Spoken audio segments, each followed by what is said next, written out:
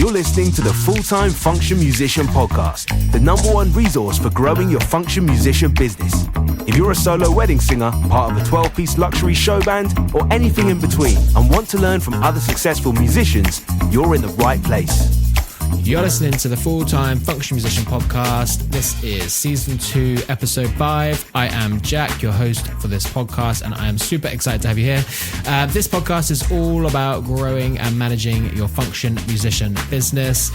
Each week, I sit down with some amazing guests to discuss what's worked for them and what hasn't, and the valuable lessons that they've learned along the way. And together, we'll explore how to build a successful business without burning out in the process.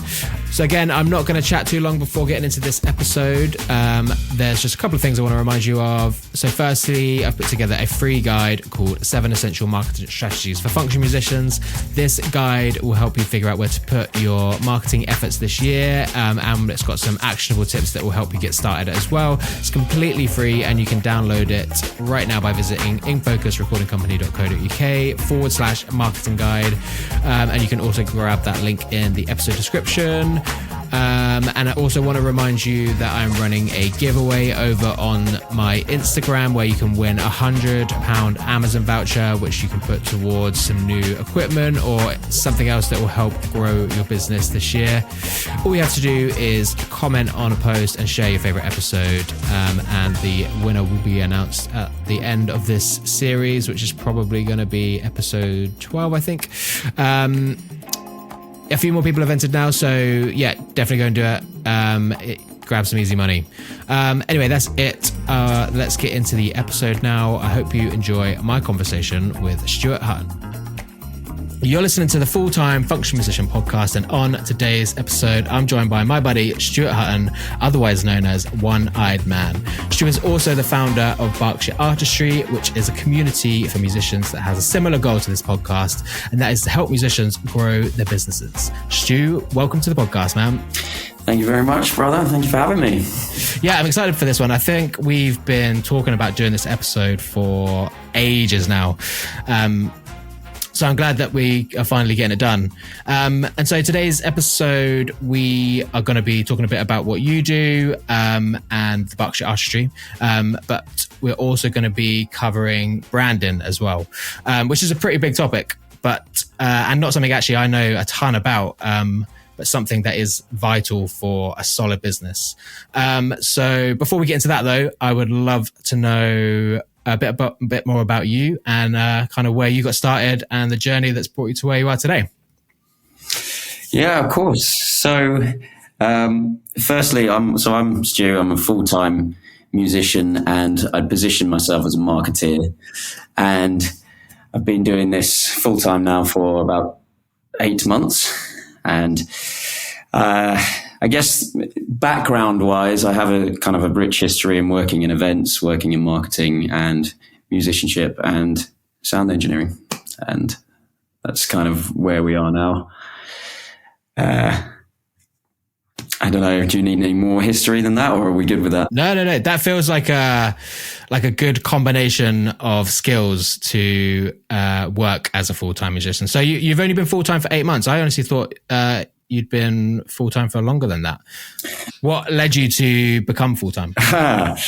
It was a sort of cascade of events that happened, actually.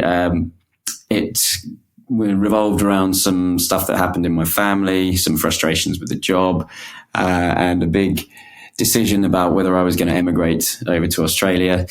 And all in all, with all the circumstances that happened, I thought I'd just leave it for about 6 months, but I decided to leave my job. I was doing quite well in music at the time anyway. And now here we are 8 months later, and it's still going pretty strong. So yeah, that's good. I bet it is scary. Well, I know it's scary from when I did it myself, but it is scary going full time, isn't it? Yeah. What was your job before? Sorry. Directly before this, I was working for an agency in London called PhD. They're a marketing agency, digital marketing agency to be specific. And then before that, I used to work in music festivals as a site manager, and prior to that, a sound engineer. Okay, cool. So you do a lot of like function musician work, but also original music as well. I feel like, does the original sort of stuff come in the forefront of your life, I guess? That's a good question. I would say yes. That's the real part of me. That's a real authentic part of me, which when it comes to career-wise is kind of a funny one, because I'd say that's part of me that I'm trying to protect. That's the real authentic side of me that I get to protect. And, you know, it can't be corrupted by money or by progress or anything like that. It's something that's true to me that I can put out there, and it's never going to be tainted by, you know, oh, maybe you should go and sign off to a label, but you just got to sing about, you know, love, love, love all the time. And it's something that I can keep true to myself, and works so favorably when it comes to all the other stuff, because I do obviously function work and with the marketing.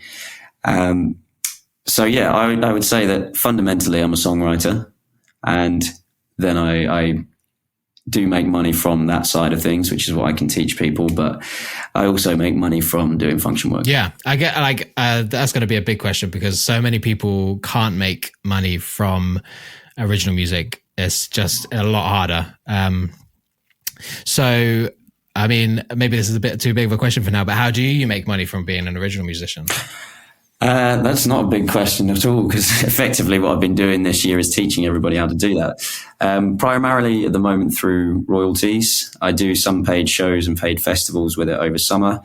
And I also plug my brand through it, so I can sell merchandise through it. And I also play my originals at all my function song gigs as well. Mm-hmm. So I mix them in there quite sort of strategically, so that they're kind of seamlessly plugged in there, and it all kind of follows a nice flow. Yeah, nice. So let's talk about the Berkshire Artistree a bit. Why don't you give us an overall of kind of what that is and what you're doing with it? Yeah, so I'm glad you asked, because it's been a lot of work this year, as we've discussed with what you're doing. Yeah. So the Berkshire Artistree, in a nutshell, is a community that connects musicians with audiences, venues, and retailers. So something that I recognised when I went full-time as a musician earlier this year is that when there was a lot of musicians kind of already in the circuit, and I was wondering what I could bring to the table. And I've got a lot of experience in events and marketing. So I built a website that will teach musicians how to make money from their artistry, basically. And then also how venues can benefit from having artists in their venues, so they can drive audiences to it and grow a bit of revenue. Yeah. And I feel like that kind of works for both original stuff and function work as well, right? That's kind of all under the same umbrella, I guess. Yeah, absolutely. It works perfectly as a vertical for me, because I'm in touch with all of these venues and all of the artists at the same time. So even though it's a lot of work is unpaid, it still ends up paying me, because say a musician is offered a show and they can't do it, and they can come to me, and either I can do it myself, or if I can't, then I've got 300 odd artists that I can reach out to and position the right people in the right places. That means that they're happy, the venue's happy, and when they're both happy, the venue will come back to me for work. And when the artist's happy and they haven't got the time or can't fit a slot in, then they'll come to me. And it's just kind of, it works kind of like a washing machine. Yeah. It's very, it all kind of flows into each other. So, and what is your kind of goals for the future with that? That is a good question. Because I know we did speak about this briefly before we started recording, but about at the minute it's sort of like a local area kind of thing, but I feel like this could be beneficial further afield than Berkshire, right? Potentially, yeah. I'm very cautious about going further afield until I've got a proper model that works. But effectively, something that I noticed last year, actually, when I was performing, was that a lot of people were showing up to shows of mine, and they weren't necessarily showing up to friends of mine's shows who are just as good, if not better than me. And I found out that one of the reasons for that was that musicians, 9 times out of 10, very, very good musicians, are very poor at marketing themselves. Mm-hmm. And so that's the kind of disconnect. You can see lots of, very famous musicians online, but they're not necessarily as amazing as some of the people that you know personally, and that's because they're better marketeers than they are musicians, and vice versa.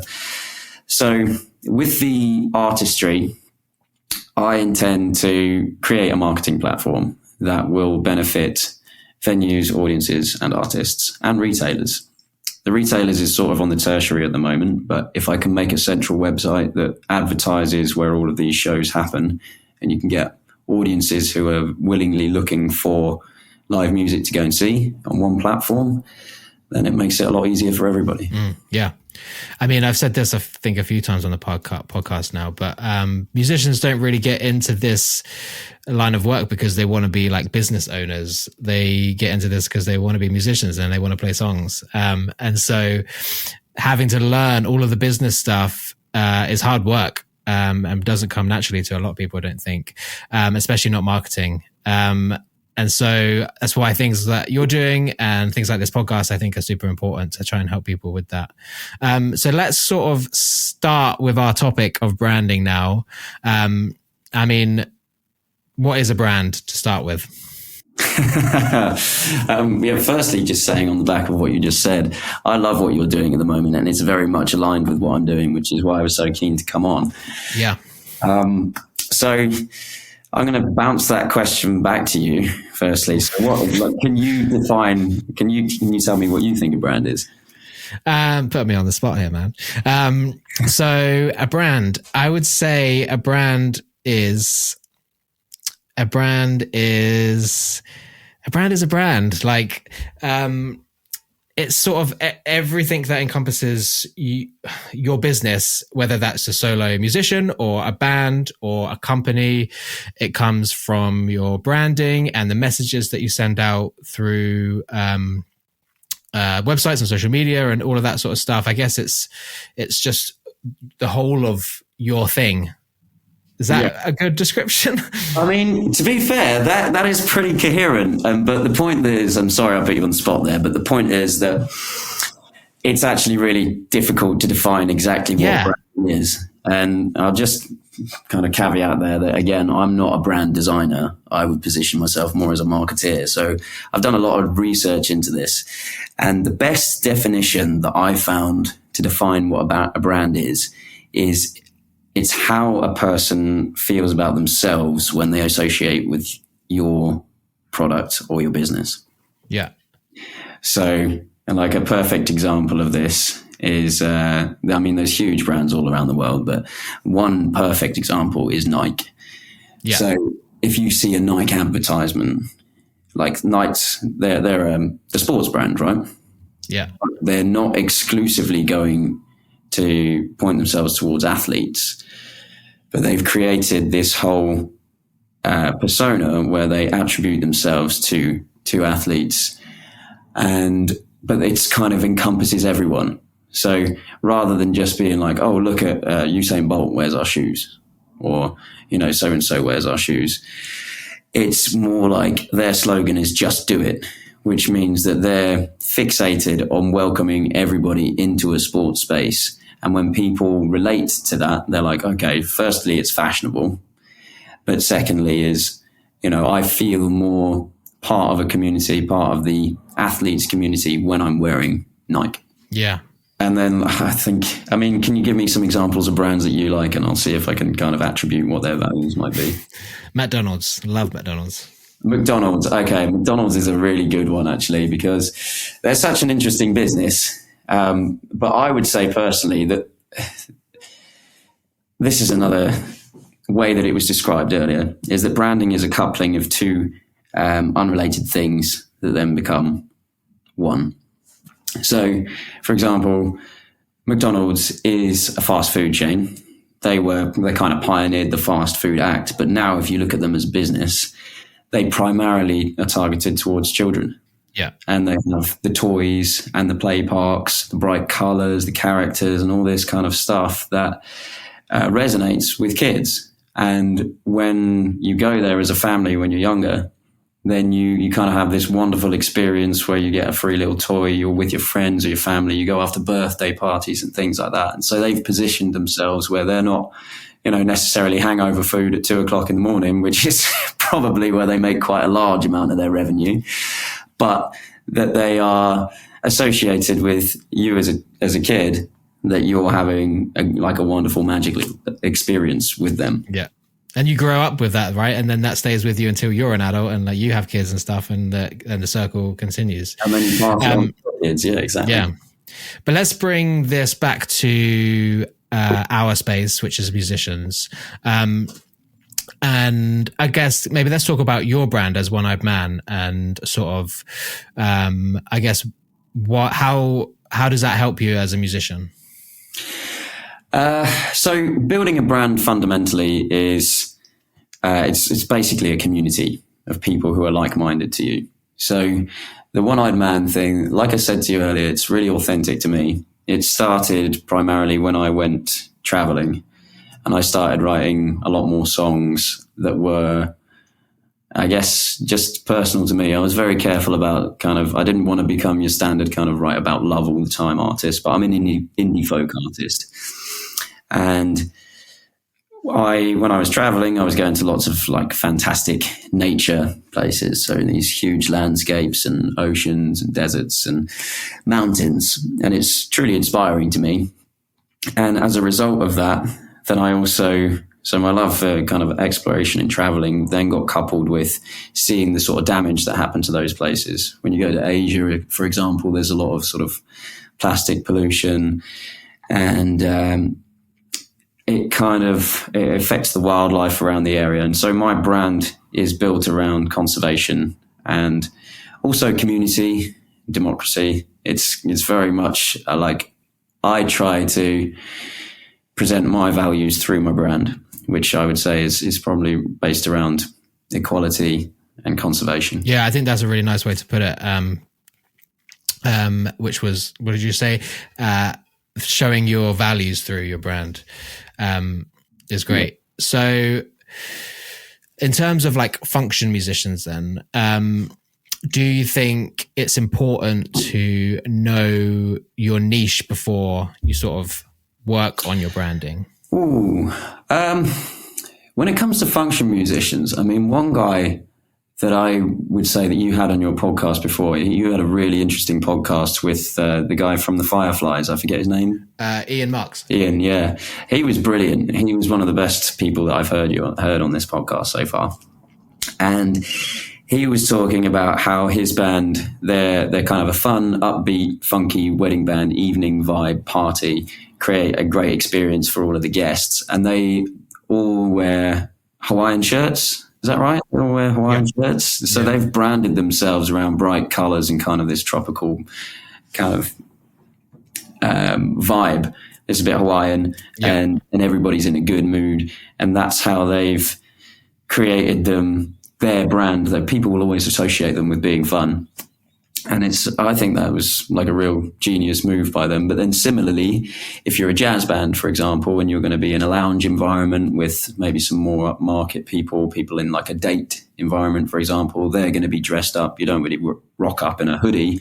You're going to rock up in like a nice white shirt. You're going to be similarly dressed, and you're going to be looking your best. I mean, a lot of them are on your show reels yourself. You work with quite a lot of jazz musicians, don't you? Yeah, I think it is important to kind of know who your audience is before you start this stuff, because otherwise the whole point of like branding is that you're trying to speak to your audience, right? As you mentioned before.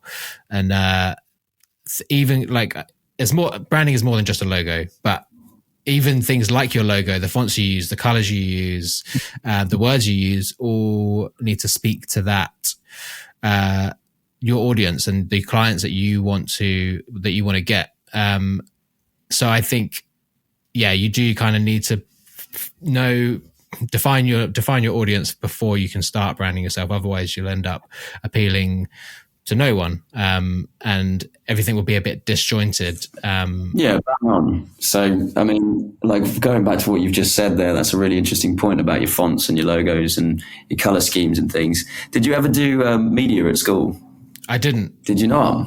Oh, okay. So it was always seen as kind of a bit of a joke subject at school. But I think that those classes, when I did them at college, were actually some of the most value that I take now into business, is because you learn how different colors represent certain emotions when you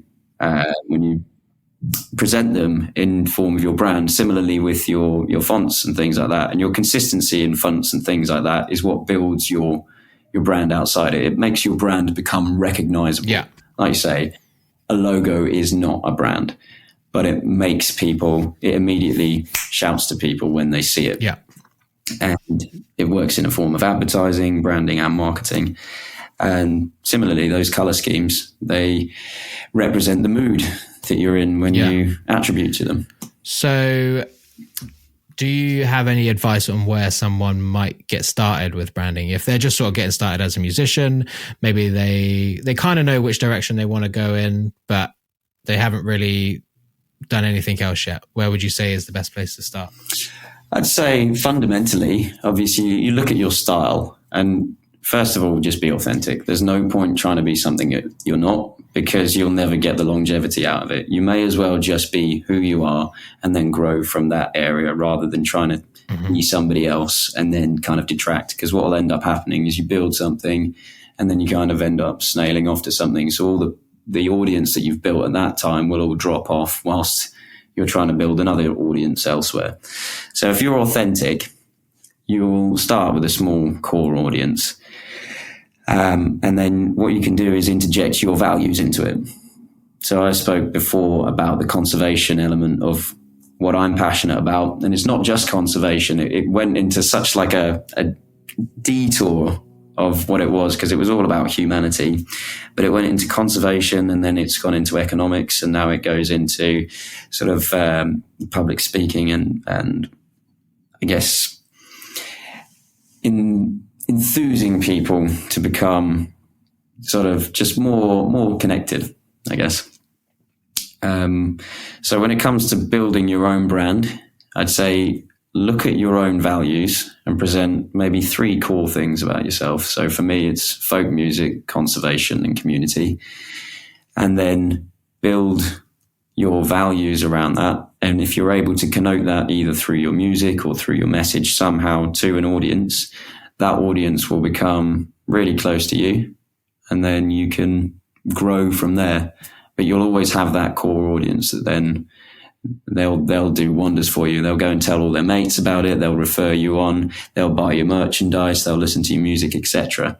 And that's how you kind of begin your brand. Is if it's authentic to you, have the balls to kind of present it to somebody else, and then you'll enter into a community that's just so wholesome, because you'll find that you're not alone out there with everything that's going on in your head. Then you can present it to everyone else.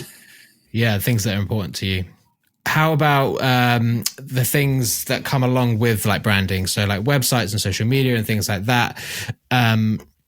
How do you try and tie all those things together? That's a good question, because what you've just said is I would probably position it more as marketing with your websites and your social media, but your branding is actually how you glue it together. So your branding is where you have all your consistency of your fonts. Make sure that you're like, so for example, I have a PNG of the one-eyed man text that I can put on all of my posters, goes on my website, goes on my business cards, goes on my social media, and it's just consistent across the whole thing. Whereas obviously you're going to push various, contact methods through social media, whether that's sort of an outlet, you're presenting yourself through a video, but then your website is more, you're not necessarily presenting yourself as such. You're using it more as a medium to show what you've got, like a portfolio, but actually what you're hoping to do is that people will contact you. Whereas with social media, you're putting it out there so that the people will then go and listen to your music. Your website is more of a form where people will contact you. Social media goes out. Similarly, business cards and things, you're going to be sending them out, but they are actually sending work back to you.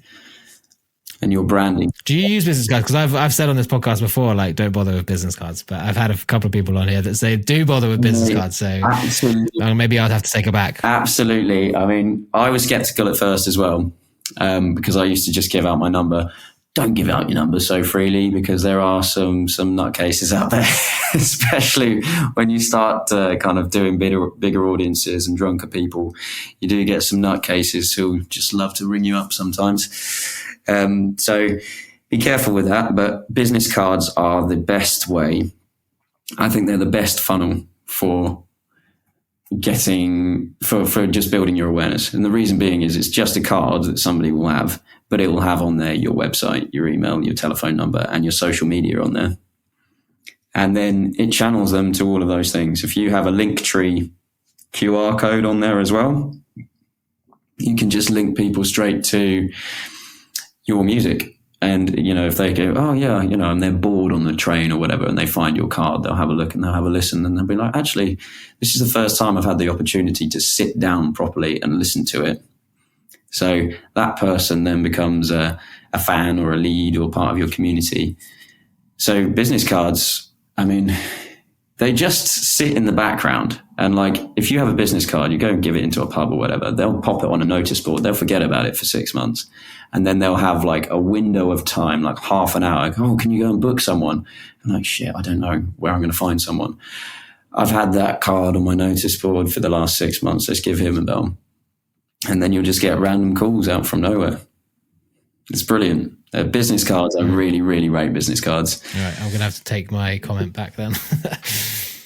Absolutely work. So, I guess maybe it's just in my kind of business, I just never really gave any out. There was no real need for it, but yeah, I can see how they would be important.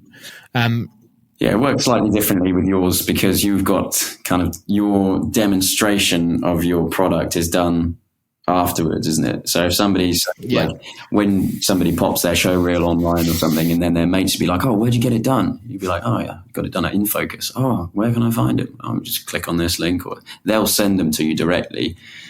Whereas when it's musicianship, you can just afford to throw out a few business cards, and then, every 10 that you send out probably won't become anything, but one will probably become something. So for your brand, did you come up with all of this concept stuff yourself, or did you use a professional? I think a lot of people start with a logo designer, but there's complete branding people that you can go to, right? That's true. Oh, are you talking about my logo? Yeah. My logo is a great story, actually. It happened very, very organically. It was when I traveled in Australia between 2016 and 2018. And I was living in Melbourne, and I was playing music in Melbourne, and I had a big night the night before. I was in a share house called Havelock Road, shout out St Kilda, and it was just a load of bohemian travellers that were in there. And there was the night before I went to the show, I remember I saw this guy who was a new boy in the house called Sebastian, and he was, he was quite eclectic dude. And he was sitting on the sofa, and he was like, oh, dude, do you want a tattoo? And he was doing handheld tattoos. And I was like, I'm off out, mate, but, I'm sure you'll find someone. Anyway, I came back that night, and he was still up. And I was waved when I came back. I was in a really messy state, and didn't really think anything of it. He was still sat in the living room, and then I went up to bed, came down in the morning feeling ropey as fuck. And then he still sat there, but he had covered himself in tattoos. He was in there with a pin and a lighter and some stuff they bought on Amazon or something like that. And he was like, dude, what do you want? And I was just in the right kind of head numbness. I was like, okay, yeah, fuck it. I want to have a tattoo. And I had about 10 minutes to think of something, and I wanted something that was related to traveling. So I came up with a logo, and it's, I don't know if anyone can see it, but it's just a cross with a dot in the middle. But to me, it represents traveling. It's a teepee, and it represents the nomadic time of my life. And it's now come the forefront of everything that I do now. So it's great. It's it still shouts me back and holds me true. Yeah, that's wild. Yeah. I think we spoke about this before as well, a while ago, but I think that we were in Melbourne, in St Kilda at the same time, without knowing it. Yeah, we absolutely were, weren't we? In with different bohemian crowds, no doubt. We came across each other at some sort of like weird party or something. But this podcast is sponsored by my business, InFocus Recording Company. At InFocus, we specialize in creating exciting cinematic show reels for professional function musicians. We also offer photo shoots and custom logo design, helping you bring all your branding together into one cohesive package. Whether you're a solo artist or part of a 12-piece luxury show band, having standout promo material and strong branding is essential to growing your business and booking more gigs. If you're interested in checking out some of our work and learning more, head over to infocusrecordingcompany.co.uk. On back to that kind of original question, that's a great story of how you came up with it. But did you then get like a logo designer to redo it, and then did you use any professionals to do like your websites and things like that? No, I didn't actually, but I'm quite frugal fundamentally anyway. I'm also quite curious about all of these different media types.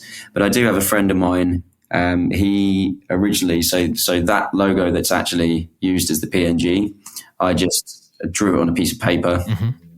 And so it's not the actual tattoo. I redrew it on a piece of paper, and then my friend took it and he kind of changed the contrast, made it a PNG and sent it over. And I've got 3 versions of that. I've got a black version, a white version, and a sort of soft version with a little kind of fade on the outside. And that's all I need. And it's those 2 colors contrast perfectly with any poster or any background that I need to put it on. But you can go to someone, but I mean, it's so easy to do stuff online these days that you've got to be fairly money conscious when you're a musician sometimes. So maybe establish your logo and your brand first, and then once you start getting some revenue in, then maybe hire a professional afterwards. Absolutely. So is there anything that we haven't discussed on branding that you think we need to discuss? Not particularly. One thing that I'd say that's really important for creating, like the whole point of your brand is, this is the difference between branding and marketing. Branding is a long-term strategy and marketing is a short-term tactics.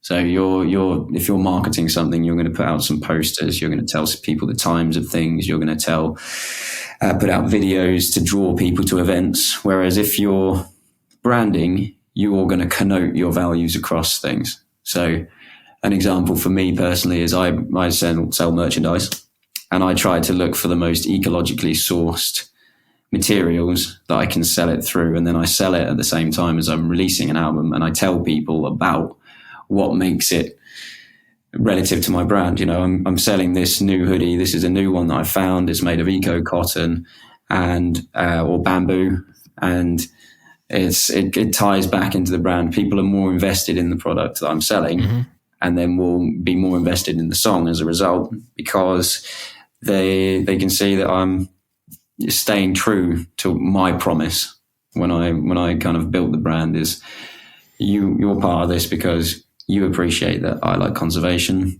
and here I am demonstrating it. Yeah, that makes total sense, and I feel like that's a really nice, like, sort of summary of how this all works, of being authentic, showing your values, and then like continually speaking through those values in your marketing, essentially. Yeah, exactly. Yeah, you're building your tribe effectively, and that's like, if you can do it with a narrative where you tell people where you came from and how you got here. People love to be on board with that. People love an underdog, and they love to be one of the OGs of your community. So they'll go and tell people for you. And then that's such a brilliant way of marketing anyway, because your branding will create viral marketing, which is when you tell your mates about this new artist that you've come across.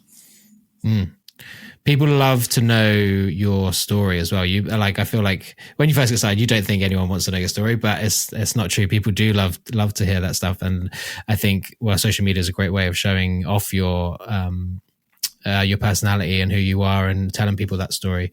It just all connects really nicely, I think.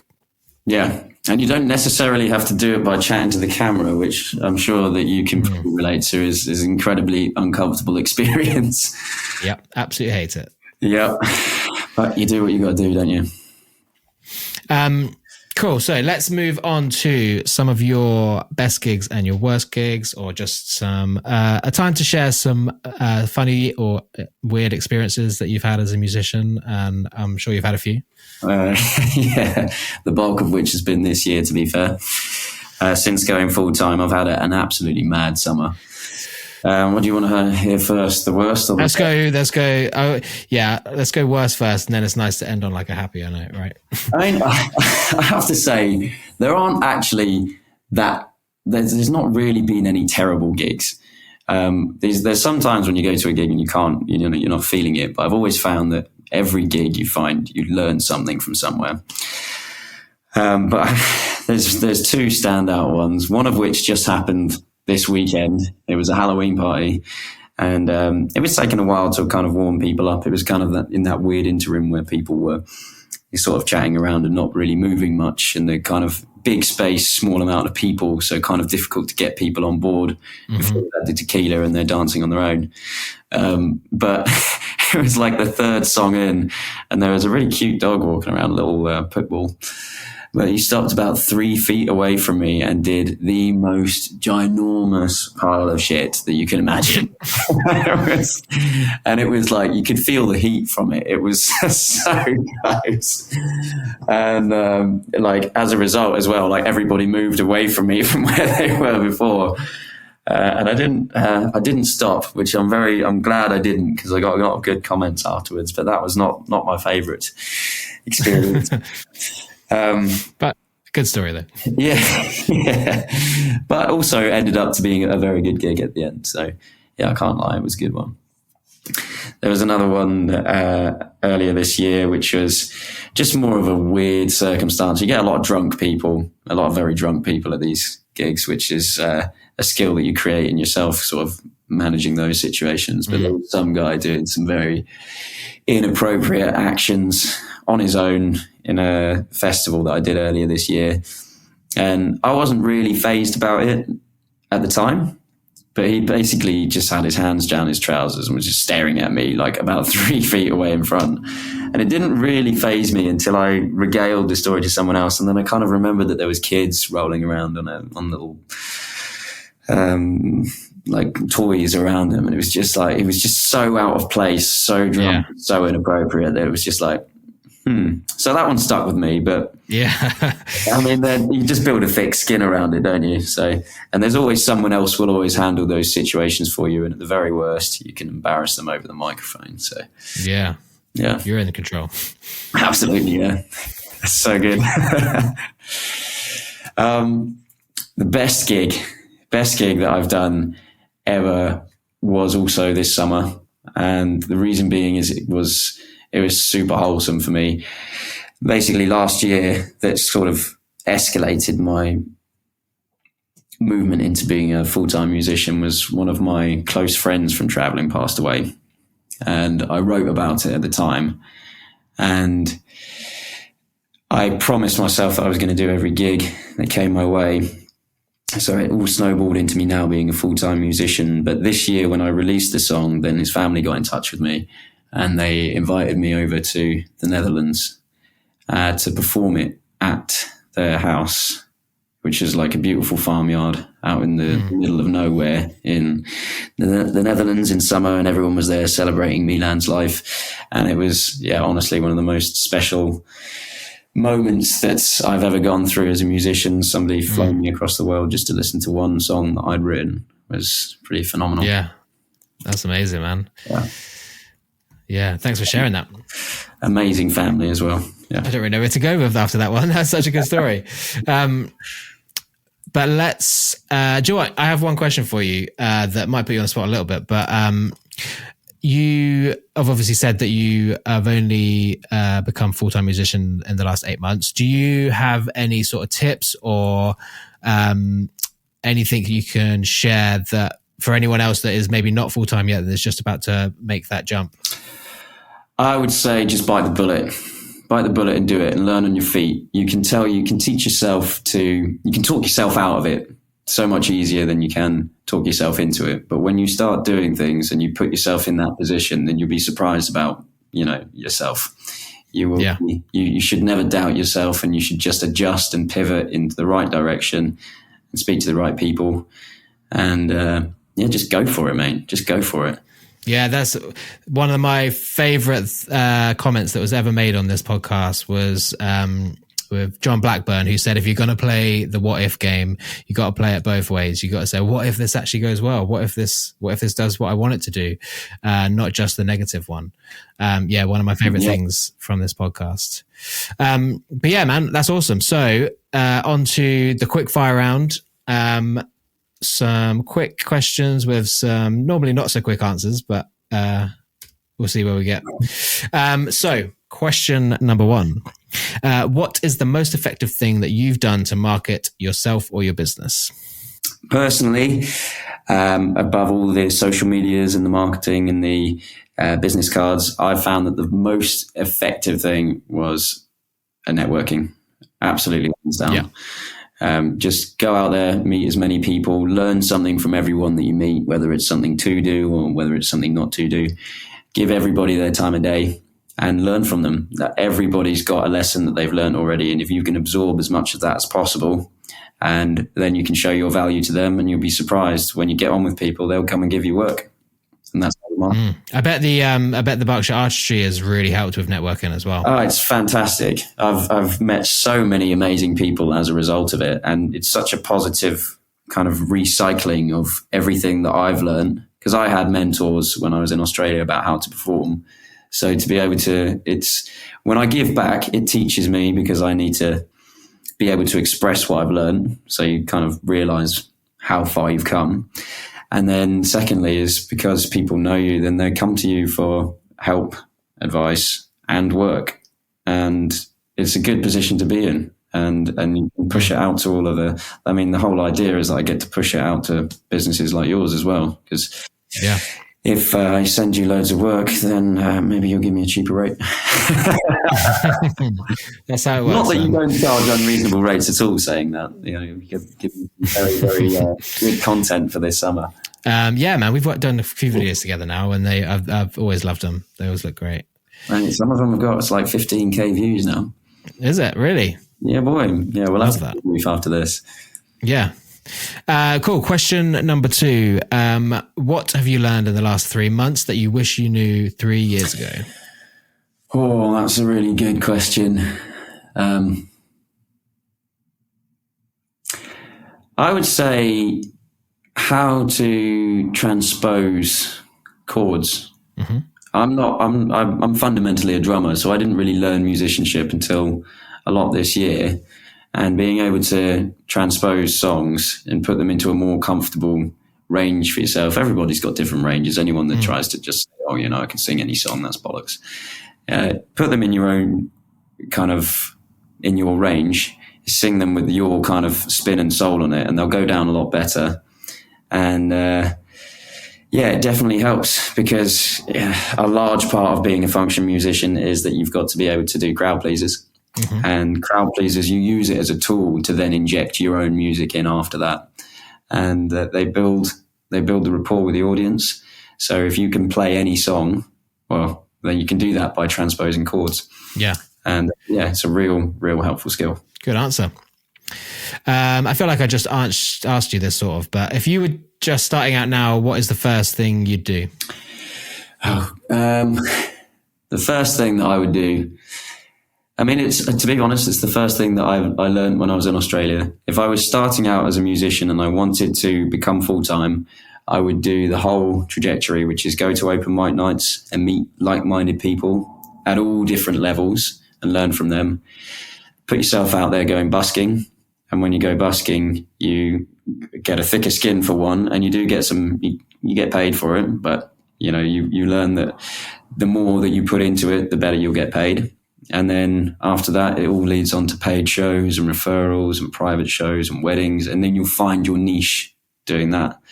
So I would say, it happened very organically for me. I actually started busking before I did the open mics. and the gigs came through for me. But equally, I've got friends who are busking now who are earning some silly money, and you just put yourself out there. So open mic nights to meet people, busking to thicken your skin. Love that. What's the biggest mistake that you've made, and what did you learn from it?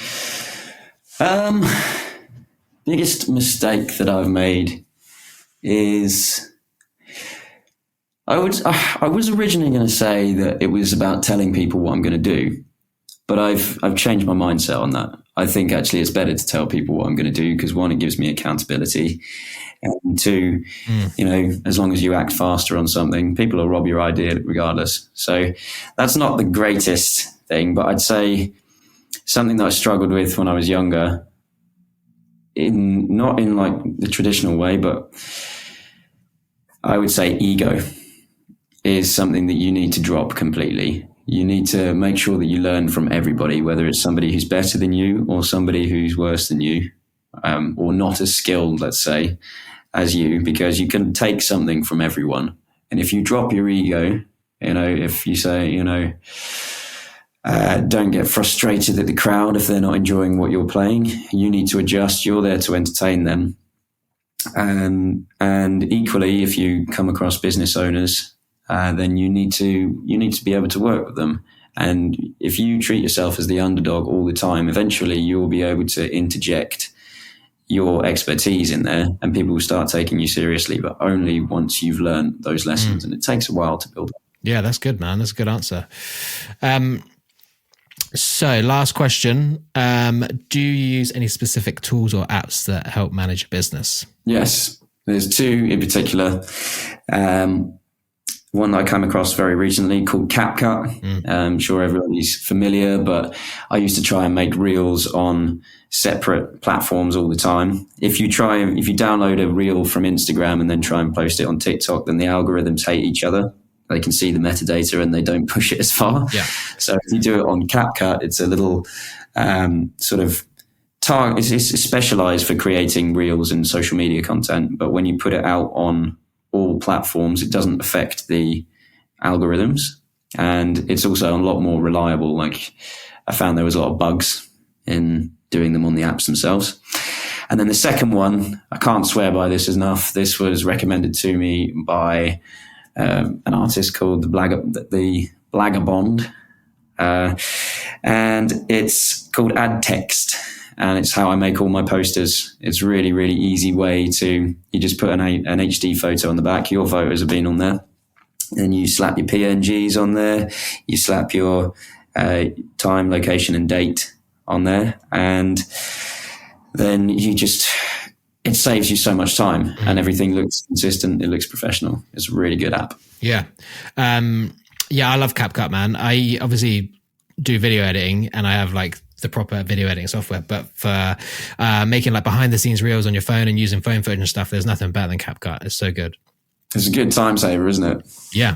So, I mean, that brings us pretty much to an end. I'd love to know kind of what's next for you. What have you got planned for, coming up to the end of the year now? Probably actually it's the start of the year when this podcast goes out. But what you got planned for this year? What's next for Berkshire Artistree? So for this year now, we're just going into Christmas season. So there's a lot of focus on just getting through Christmas, to be fair. It's always a busy time of the year, whether you're a musician or not. But there will be a lot of shows that pop up, a lot of traveling around. And then come the new year, I'm going to lean a lot more into the artistry because I have a vision for what it's going to become. I want it to become a solid place for both all of my fans to come and all of the people who like me to come and see me, but also to go and see, really good friends of mine around and make it convenient for them. It's convenient enough that they're not driving to a venue. And if they're not driving to a venue, they're spending with the venue, which means the venue spends on them. And then it's going to grow like that. So I'm going to do a lot of work on the artistry in 2025. I've proved the premise now. It's started to work for people. There's been 6 people that I know that have become full-time musicians. I could say as a result, but at least been aided by it. So that's great. Well, yeah, I'll send them your way. We'll talk about that after the show. So, if people wanted to get in touch with you, learn a little bit more about you, where would you like to send them? If you'd like to get in contact with me as a musician, you can get in touch via the website, which is oneeyedmanofficial.com. And then if you're interested in knowing about the artistry, it lists all of the open mic nights and songwriters nights around at the moment. All is a broad term, but as many as possible. And it's Berkshire Artistree.co.uk. And artistry is spelt artist and then re, as in it's a tree. So artistry rather than the traditional format with the Y.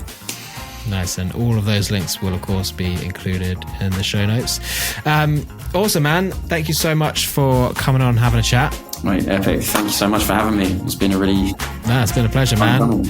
And we need to grab a beer soon as well. Absolutely, yeah. So there we go. I really hope you enjoyed that episode. I just want to say a massive thank you to Stu again for coming on and having a chat with me. You can find all his links in the episode description, as well as anything else that I've mentioned in this episode. So that's it for this one. Take it easy, and I'll catch you next week for episode 6.